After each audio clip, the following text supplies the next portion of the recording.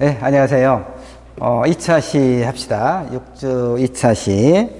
1차 시에 이어서, 연애와 근대성, 즉, 신소설과 계몽적 논설을 중심으로 연애와 근대성의 문제를 우리가 살피고 있죠. 1차 시에는 사실, 이 글에 서론에 해당하는 부분을, 좀 상세하게 설명을 했고요. 이 글에서 이제 이야기하고 있는 것을 이 자료를 조금 봅시다. 자, 신소설이 무엇인가는 5주차에 설명을 이제 논의 했으니까, 신소설은 1900년에서 1910년대, 이 기간이 뭐예요? 그러니까 1905년에 국권이 상실되죠? 국권이 상실되고, 그러니까 한말에서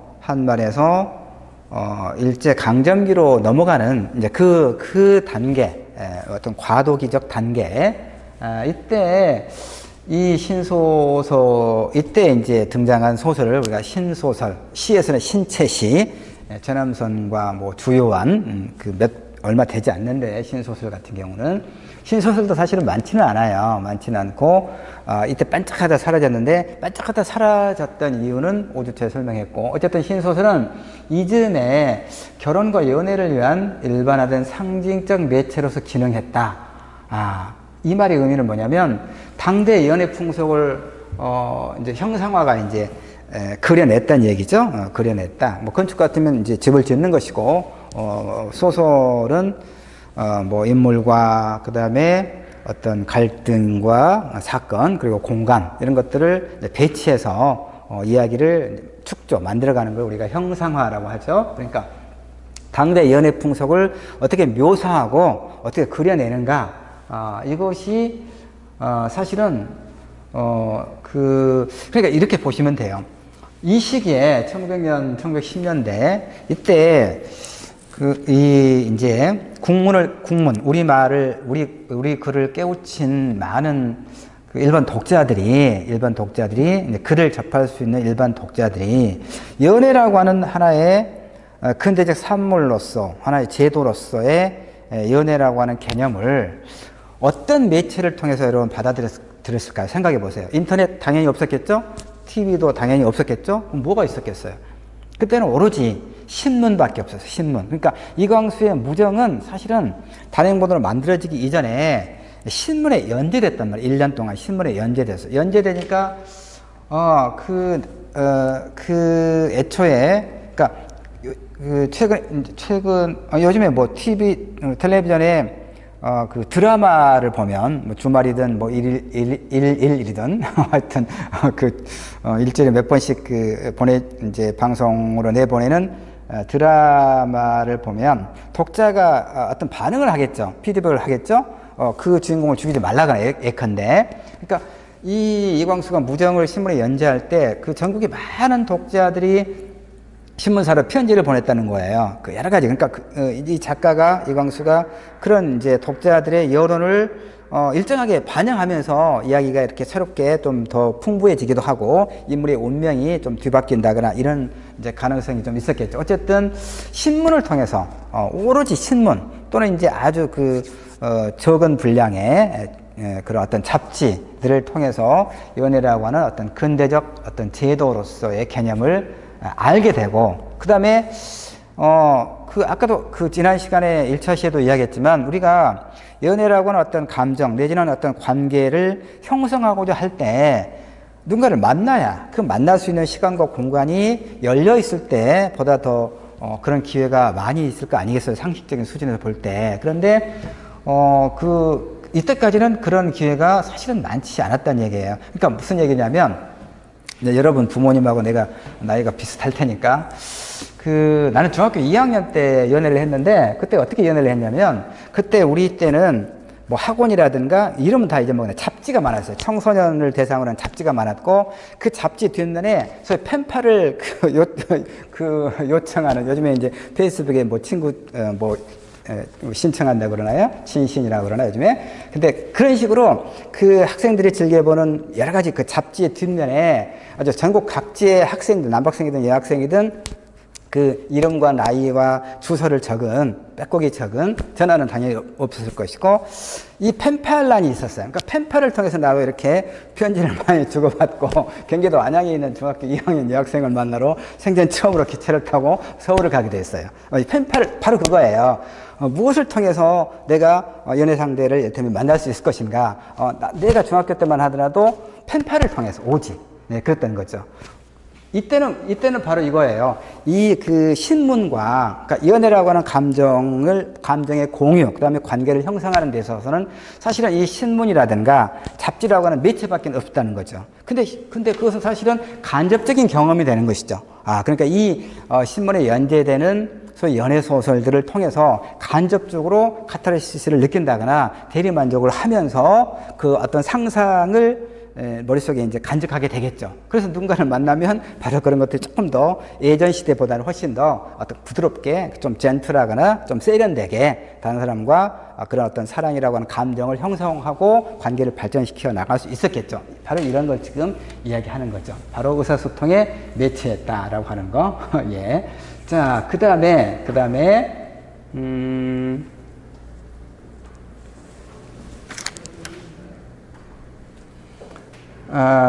아니야, 어디 봅시다. 연애와 근대성 305쪽. 예, 여기 하고 있었죠? 그 다음에 304쪽에 아까 304쪽에 304쪽 하고 있었죠? 자, 303쪽을 한번 올려볼까요? 예, 303쪽. 예.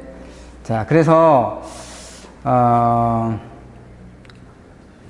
자, 신소설에 오차시에 설명했을 때 신소설의 주요한 어떤 그 자질 중에 하나가 뭐라고 했습니까? 여러 번 강조하네. 시험에 내릴 것 같은 느낌이 들기도 하네.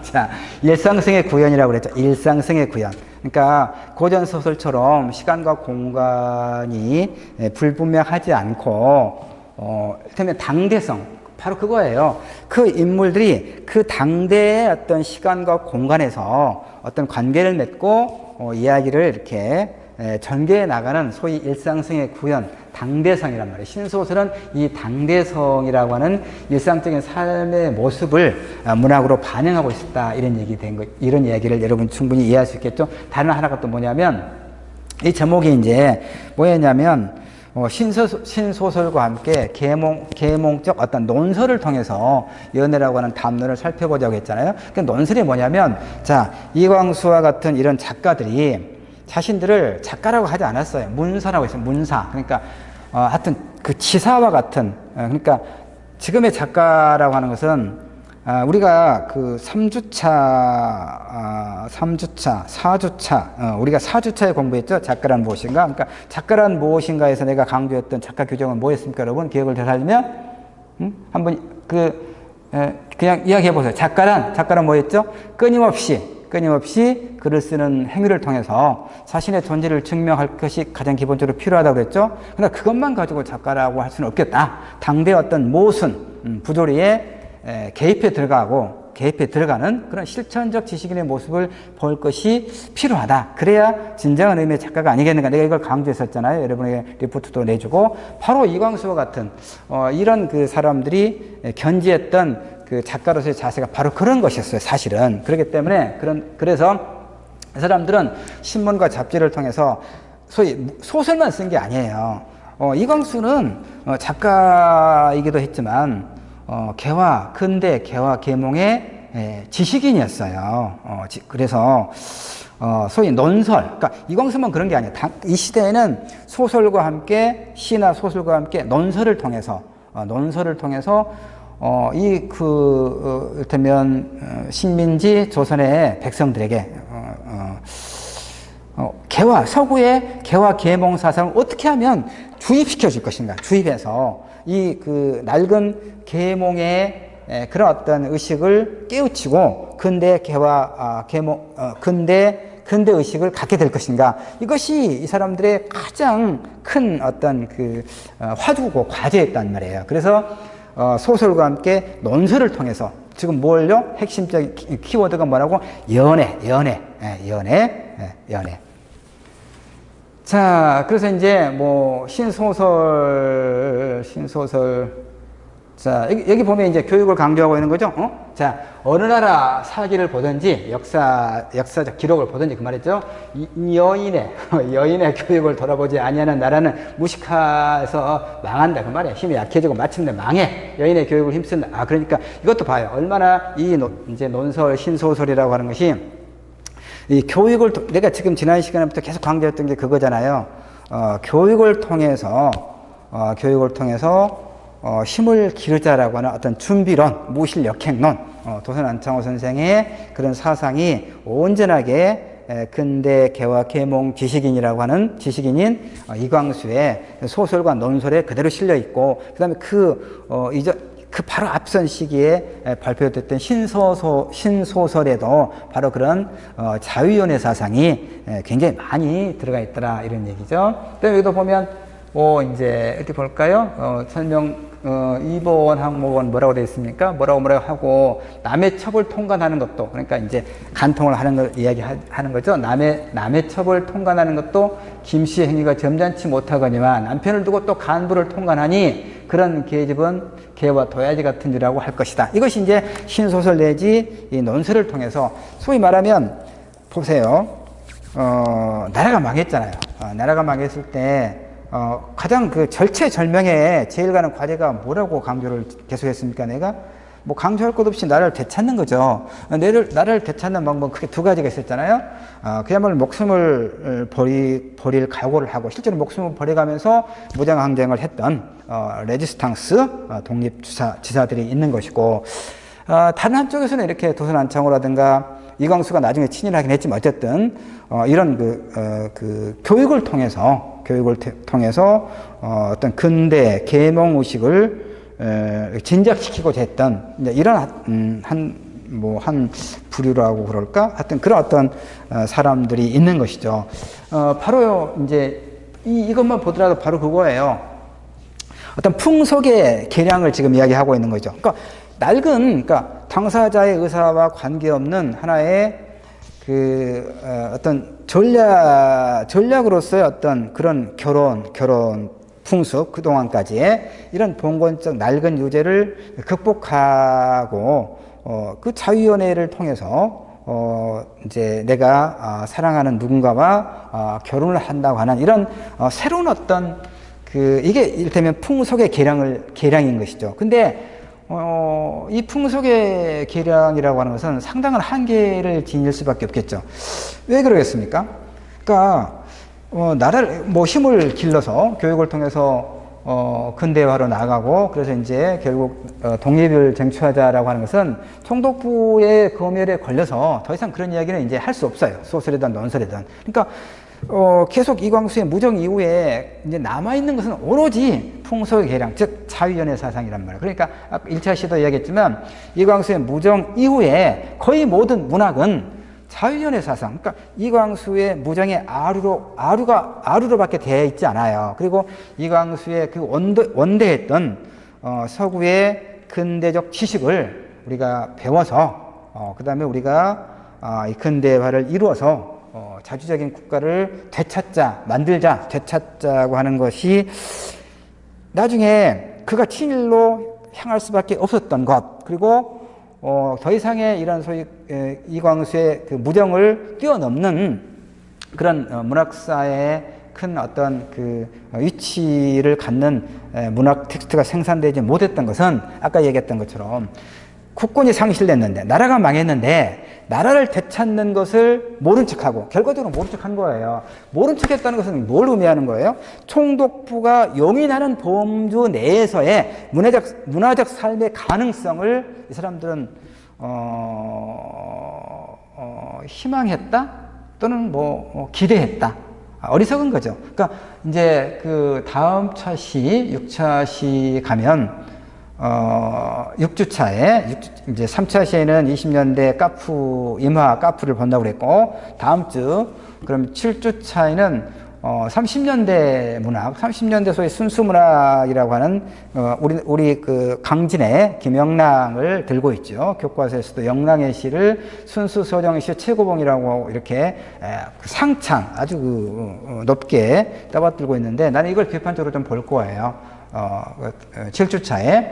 똑같은 거거든요. 맥락이 같아요. 이 문화적 삶의 환상. 그러니까 나라를 되찾는 것에 되면 외면하고 결국 외면하는 거예요. 방관한 거죠. 방관은 뭐예요? 지식인 작가로서의 책무를 저버린 거죠.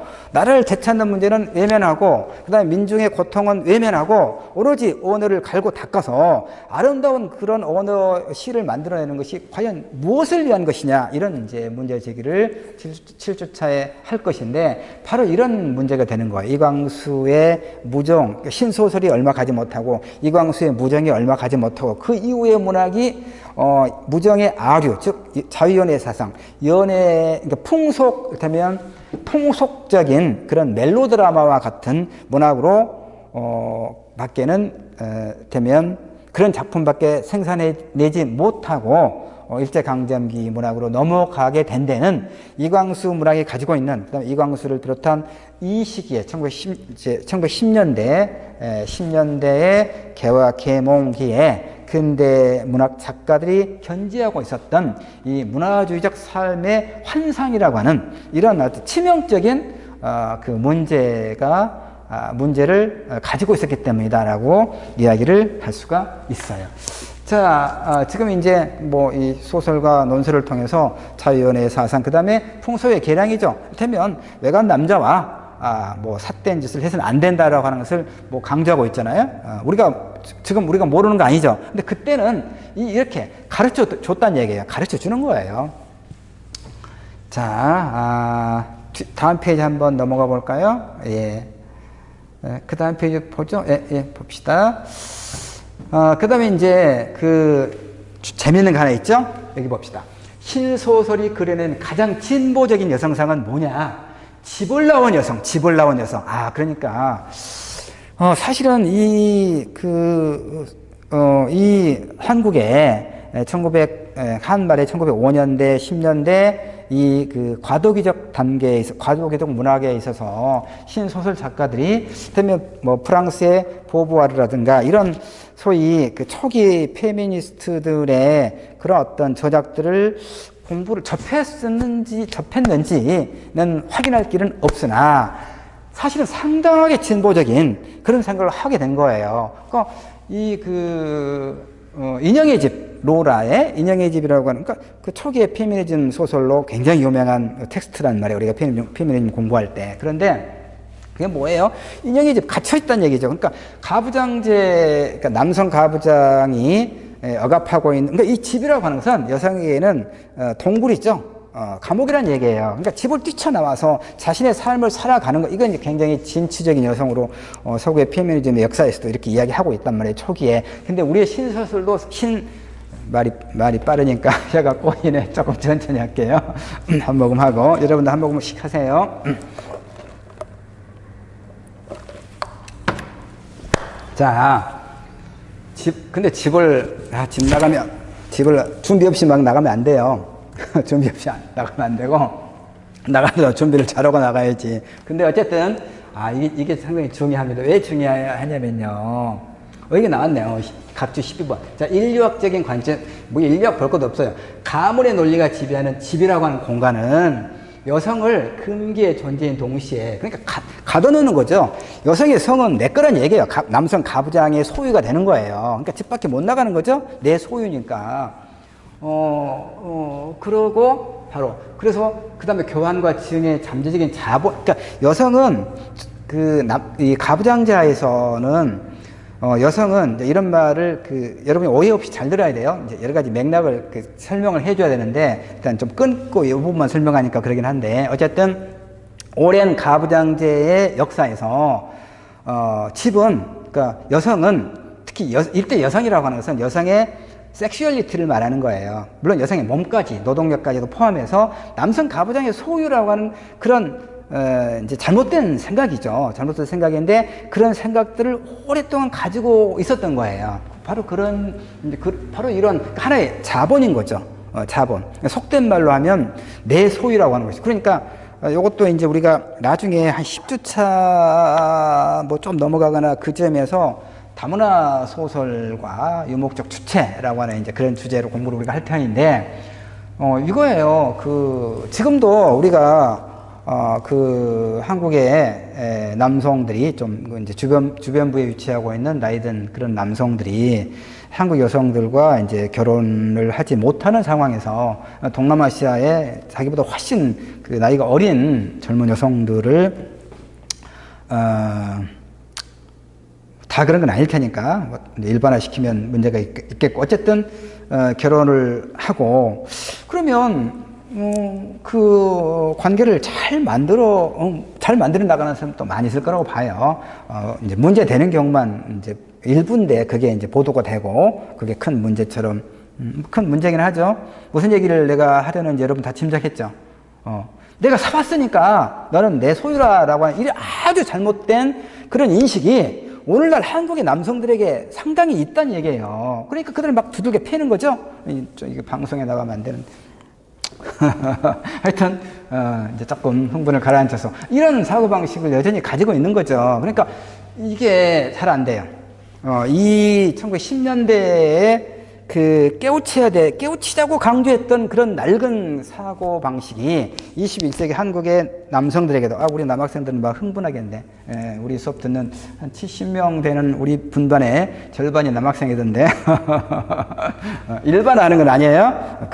그런 사람들이 있더라, 이 얘기입니다. 그래서 그래서 일테면 여성과 관련된 금기와 제한은 여성이라고 하는 성적, 상징적 자본을 관리하기 위한 하나의 수단이었다. 충분히 이해됐죠? 가문이 여성이라고 하는 자본에 대한 배타적인 권리를 주장하기 위한 하나의 절차였다는 얘기. 그러니까 여성이 집을 나온다고 하는 것은 뭐예요? 그 제도로부터, 가문의 논리로부터 이탈한다는 의미가 되는 거죠. 그렇게 해방이 되는 거죠. 해방이죠. 그런데 이제 이게 아까 내가 이제 그 준비 없이 나가면 안 된다고 그랬잖아요. 준비 없이 나가면 외부 세계에 노출되는 거죠. 그렇죠. 노출돼요. 그러니까 이게 제도라고 하는 것은 여러분 사실은 양가적인 거예요. 어떤 제도든 100% 좋은 점만 있는 건 아니고 100% 그 나쁜 점만 있는 게 아니거든요. 독일의 프랑크푸르트 학파의 그 비판 이론가 중에서 아도르노 사람 이렇게 이야기해요. 그러니까 지금 여러분은 내 수업이 이제 여러분 다른 일 보고 싶은데 내가 수고하셨습니다. 오늘은 이 정도 하죠. 라고 내가 인사말 맺을 때까지는 여러분 강의실에서 못 나가잖아요. 그쵸? 이게 왜 그래요? 대학이 하나의 제도기 때문에 그래요. 제도. 여러분이 그냥 나가면 내가 체크해 놓겠죠? 누구지? 하고 마이너스 1점도 줄 수 있어요. 왜 그래요? 제도니까 제도. 그러니까 제도는 뭐냐면 아드로노가 말하기를 결혼이라든가 학교라든가 교육이라든가 다 제도란 말이에요. 제도의 장점은 뭐예요? 우리에게 내적 충실성을 줘요. 그렇죠. 집은 가정은 우리를 억압하죠. 가족이기 때문에 내가 그 바깥에서 힘들어도 그 힘든 표정을 감추고 집에 들어가야 되잖아요. 다른 식구들의 마음을 불편하게 하면 안 되니까. 그런데 바로 이제 그런 의미에서 가족은 억압이죠. 가정을 억압이죠. 그런데 또 뭐예요? 한편으로는 힘들고 피곤했던 하루를 편히 쉴 수 있는 곳이 가정이고 집이죠. 그리고 또 내 가족들의 웃음을 보고 그 피로를 씻을 수 있는, 그러니까 위안을 삼을 수 있는 공간이기도 하죠. 바로 이게 양가적인 거죠. 학교라고 하는 제도도 우리를 일정하게 억압하죠. 커리큘럼 다 이렇게 정해진 대로 사실은 해야 되고 내가 별로 선택할 수 있는 건 없어요, 사실은. 그럼에도 불구하고 이 대학을 잘 마쳤다고 하는 것은 한국 사회를 살아가는 데 있어서 가장 기본적인 하나의 상징 자본이 될 수 있단 말이에요. 그러니까 이렇게 제도는 양가적. 그러니까 여성에게 가정은, 남성 가부장이 딱 버티고 앉아있는 가정은 여성에게는 억압이죠. 그럼에도 불구하고, 그러면 이제 집을 나갔다. 해방이다. 그러면 바깥은 어때요? 돈놈들이 더 우글거리죠. 늑대들이 우글거리죠. 바로 이렇게 집에도 늑대가 있는데 집 밖에 나가니까 더 싸나운 늑대들이 있을 수 있겠죠. 바로 이런 것들. 그러니까 왜냐하면 사회는 확대된 가정이잖아요. 그러니까 가부장제라고 하는 남성 중심적이라고 하는 이런 낡은 어떤 그 제도와 사고 방식이 그 안개가 거치지 않으면 집이든 집 밖의 사회든 똑같겠죠. 안에 있으나 나가나. 이것이 이제 여성이 갖고 있는 하나의 현실이다라고 볼 수 있는데, 근데 흰 소설에서는 벌써 이 이야기를 하고 있는 거예요. 21세기 한국에서 그 몇 년째 계속되고 있는 하나의 젠더 담론이라고 하는 것이 신소설, 1905년대에 발표됐던 신소설에서도 담론화하고 있다라고 한 그런 측면이 있어요. 그 전에는 한국의 고전 소설에서 이런 게 없었거든요. 집 나가면 아주 못된. 자, 뒤에 한번 넘겨볼까요? 정리를 좀 해볼게요. 이제 정리하죠. 일단 이 자료는 파일로 올려놓을 테니까 여러분이 처음에 이야기했던 것처럼 노란색 표지해 놓은 것 중심으로만 읽으면 이 글에서 이 글쓰기가 말하고자 하는 게 무엇인지가 충분히 이해될 거예요. 그리고 사실은 이제 이 자료를 내가 이 자료 그대로 여러분에게 설명하지는 못했네요. 내가 이제 이 자료를 바탕으로 이 자료의 논점을 여러분에게 내 나름대로 풀어서 설명하느라고 그렇게 됐습니다. 어쨌든 1차 시와 2차 시는 신소설과 계몽 논설에 드러난 연애. 그러니까 사실은 이 연애가 다시 설명한다면 이 연애라고 하는 것은 근대의 산물이다라고 하는 것이고 신소설과 무정을 통해서 우리나라에서는 이 연애라고 하는 어떤 소위 발견된 근대적 의식이 처음으로 소개됐다라고 하는 측면에서 신소설은 그 이전의 소설과는 구별되는 매우 중요한 특징을 가지고 있다. 그럼에도 불구하고 신소설이 아주 짧게, 그 다음에 무정을 비롯한 소위 근대 소설이 아주 짧게 그 독자에게 선을 보이다가 자취를 결국 감추게 됐던 가장 큰 핵심은 아까도 얘기했지만 나라가 망했을 때 그 국권의 상실, 그 다음에 국권의 회복을 외면하고 풍속의 계량이라고 하는 것, 그러니까 자유연애의 사상을 강조했을 때 그것은 결국은